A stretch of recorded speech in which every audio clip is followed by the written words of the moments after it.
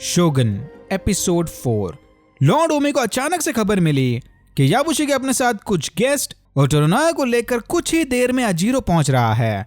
टोरोनागा ने याबुशिगे को बताया कि यहां आने से पहले उसने काउंसिल ऑफ रीजेंट से रिजाइन कर दिया, यानी वो अब एक रीजेंट नहीं है। यह सुनते ही याबुशिगे काफी डिसअपॉइंटेड हुआ। अच्छा होता कि वो चुपचाप इशिडो के साइड ही हो जाता। अब ना चाहते हुए भी उसे काउंसिल के अगेंस्ट जाकर टोरोनागा के साथ मरना पड़ेगा। मारिको ने फूजी को बताया कि अजीरो में उसे जॉन के मेडन बनके उसे सर्व करना होगा। फूजी ने मारिको से बहुत रिक्वेस्ट की कि वो उसके साथ ऐसा ना करे।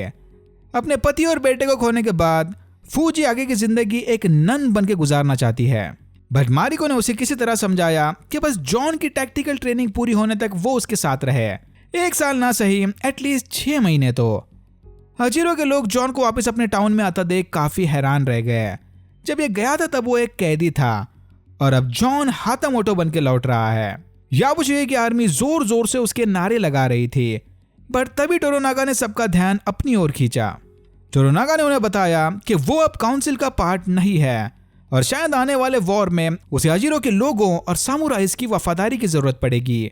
यह सुनते ही सारे जोर जोर से टोरोनागा के नारे लगाने लगे। अपनी आर्मी को ऐसे झट से पलटी मारता देख याबुशिगे फिर से एक बार चिंता में पड़ गया। फिर टोरोनागा कुछ साथियों के साथ किसी अर्जेंट काम के लिए एडो चला गया। ये अब सीधा जॉन की ट्रेनिंग पूरी होने के बाद ही वापस आएगा। जॉन को मोराजी से पता चला कि सामुराइज जॉन के क्रू को अजीरो से निकालकर किसी सेफ जगह पर ले गए हैं। मारिको ने उसे बताया कि टोरोनागा ने आने से पहले जॉन के क्रू मेंबर्स को उसके शहर ईडो में शिफ्ट करा दिया है। जॉन को पहले ऐसी गलतफहमी थी कि अजीरो में लैंड होते ही टोरोनागा उसकी शिप और क्रू मेंबर्स को जॉन के हवाले कर देगा, बट अनफॉर्चुनेटली ऐसा नहीं है। सामुराइज की फॉरेन टैक्टिक्स में ट्रेनिंग पूरी होने तक जॉन के शिप और क्रू पर टोरोनागा का हक है। इस ट्रेनिंग में मिनिमम 6 महीने का टाइम तो लगेगा। यह सुनते ही जॉन काफी गुस्सा हुआ, बट वो अब कर भी क्या सकता है। टोरोनागा ने जॉन और याबुशिगे दोनों का जबरदस्त गेम कर दिया। फिर मारिको जॉन को उसके नए घर में ले गई। आज से जॉन एके हाटामोटो इस घर में सर्वेंट्स और उसकी पार्टनर फूजी के साथ रहेगा, बट जॉन को इस आलीशान प्रिजन में कोई इंटरेस्ट नहीं था। जॉन ने मारिको को साफ साफ बता दिया कि उसे साथ सोने के लिए फूजी वगैरह जैसी कोई पार्टनर भी नहीं चाहिए, बट मारिको ने उसे समझाया कि फूजी को डिनाई करना यानी सीधा लॉर्ड टोरोनागा की डिसरिस्पेक्ट करना। अब जॉन जहां जहां जाएगा फूजी उसके पीछे परछाई की तरह आएगी। जॉन को परेशानी की हालत में देखकर मारिको ने उसे जापानीज 8-fold फेंस कंसेप्ट के बारे में बताया। मतलब एक ऐसा सुरक्षित माइंड प्लेस या दीवार जिसके पीछे ये जब चाहे तब जाकर छुप सकते हैं, आई मीन मेंटली। एक बार आप 8-fold फेंस के प्रोसेस को सीख जाओ, फिर बाहर क्या हो रहा है उससे आपको कोई फर्क नहीं पड़ता।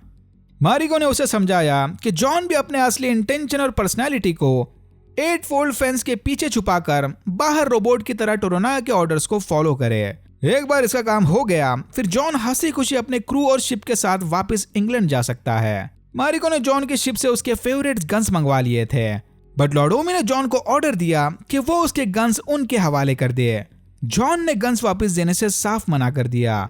फिर फूजी ने जॉन से रिक्वेस्ट की कि वो अपने गन्स फूजी को दे दे। मारिको और फूजी के कहने पर जॉन ने कंफ्यूज होकर गन्स फूजी के हवाले कर दिए। फिर फूजी ने ओमी पर बंदूक तानकर उसे वहां से भगा दिया, क्योंकि इनके कल्चरल टेक्निकलिटीज की वजह से ओमी फूजी के साथ जोर जबरदस्ती करके उससे गन्स नहीं छीन सकता। फिर जॉन मारिको के साथ अजीरो की आर्मी को ट्रेन करने चला गया।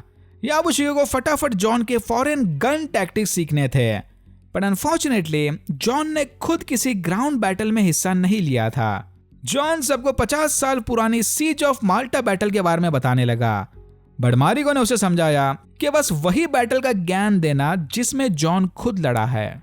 फिर जॉन ने डिसाइड किया कि वो उसके एक्सपीरियंस के मुताबिक इन्हें ग्राउंड बैटल की जगह नेवी बैटल की टैक्टिक्स सिखाएगा। वैसे भी ये लोग कैनन्स को जमीन पर भी तो यूज कर सकते हैं।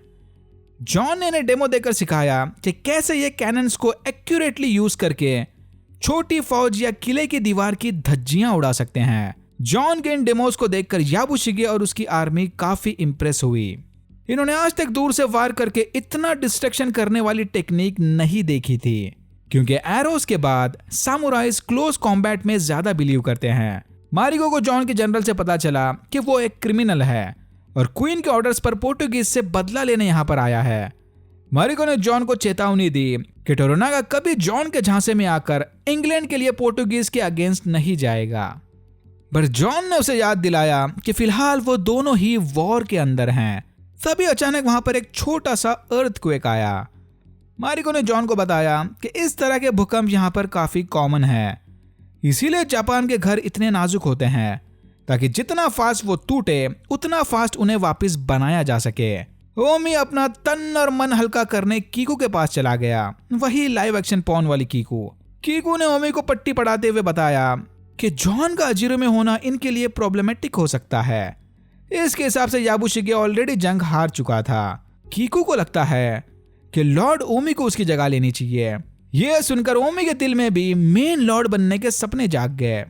तभी याबुशिगे को खबर मिली कि नेबारा जोजन इशिडो की एक फौज के साथ अजीरो में पहुंचने वाला है। जोजन ने आते ही याबुशिगे के हाथ में वार्निंग लेटर थमा दिया। उसे जल्द से जल्द अपनी वफादारी साबित करने ओसाका जाना होगा। याबुशिगे समझ गया कि ओसाका पहुंचते ही इशिडो उसे गद्दार घोषित करके सेपुके करवाएगा, यानी छोटी कटाना से खुद की जान लेना। अगर याबुशिगे ने ओसाका चलने से इनकार कर दिया तो जोजन उसे यहीं का यहीं इशिडो का दुश्मन घोषित कर देगा। याबुशिगे ने जोजन को शांत करवाते हुए कहा कि वो यहाँ इशिडो की आर्मी स्ट्रॉन्ग करने ही अपनी फौज को फॉरेन टैक्टिक्स में ट्रेन कर रहा था। यहाँ जो सब कुछ भी हो रहा है लॉर्ड इशिडो के लिए ही तो है। अगर जोजन थोड़ी ठंड रखकर एक दिन रुक जाता है तो अगली सुबह ये जॉन के साथ इसे कैनन्स का डेमो देगा।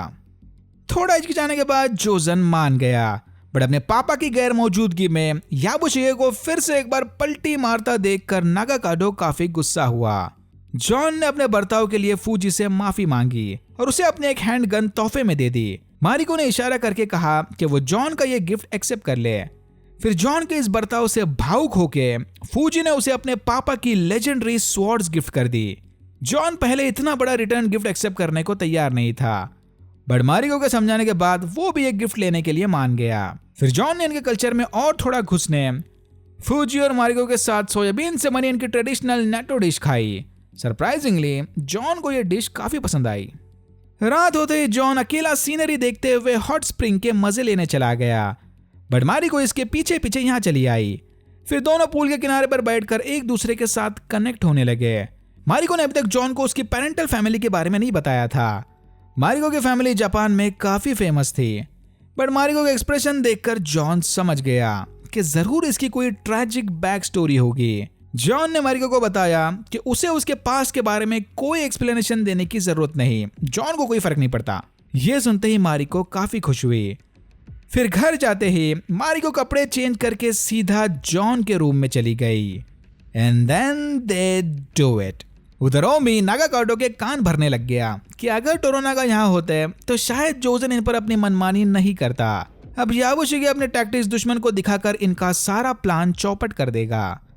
ओमी यहाँ इनडायरेक्टली नागाकाडो के इनसिक्योरिटीज को और भी बढ़ा रहा था कि अपने बाप के बिना वो किसी काम का नहीं, इस होप में कि कल डेमो के वक्त नागाकाडो जल्दबाजी में शायद कोई भारी गड़बड़ कर दे। सुबह होते ही मारिको ने फूजी के सामने जॉन से पूछा कि उसे रात में भेजी हुई मिस्ट्रेस कैसी लगी। यह सुनकर जॉन थोड़ा कंफ्यूज था क्योंकि रात में तो खुद मारिको इसके रूम में आई थी, राइट? मे बी वो फूजी के सामने यह दिखाना न चाहती हो। एनीवेज, जॉन को मारिको और फूजी का भेजा गिफ्ट बहुत ही ज्यादा पसंद आया। फिर याबुशिगे सबके साथ जोजन को कैनन्स का डेमो दिखाने ले गया, बट नागाकाडो ने इधर कुछ अलग ही प्लानिंग करके रखी थी। नागाकाडो के सोल्जर्स ने कैनन्स का मुंह जोजन की आर्मी की ओर करके रखा था। फिर नागाकाडो ने जोजन को डिसरिस्पेक्टफुल बर्ताव की सजा देते हुए उसकी आर्मी पर तोप के गोले बरसाए। किसी की कुछ समझ में नहीं आ रहा था कि यहाँ पर क्या खून खराबा चला है। कैनन्स के हमले में जोजन बुरी तरह से जख्मी हो गया। इसने मरने से पहले सबको बताया कि असली सामुराइज ऐसे डर्टी मेथड से फाइट नहीं करते। फिर याबुशिगे के मना करने के बावजूद भी नागाकाडो ने जोजन को मार दिया। यह देखकर याबुशिगे के चेहरे का रंग उड़ गया, बट कमीना ओमी बड़ा खुश लग रहा था। मारिको ने जॉन को बताया कि यह जंग की शुरुआत है, you don't shoot the messenger. और यहां होता है एपिसोड 4 खत्म। भाई असली मजा तो यहां से शुरू होगा। Alright, that's it for now. अगर आपको वीडियो अच्छा लगा तो please like share and subscribe for more videos like this. मैंने ऐसे और भी वीडियोस बनाए जिनके लिंक्स आपको डिस्क्रिप्शन बॉक्स में मिल जाएंगे। Thank you very much for watching and I'm hoping to see you in my next one.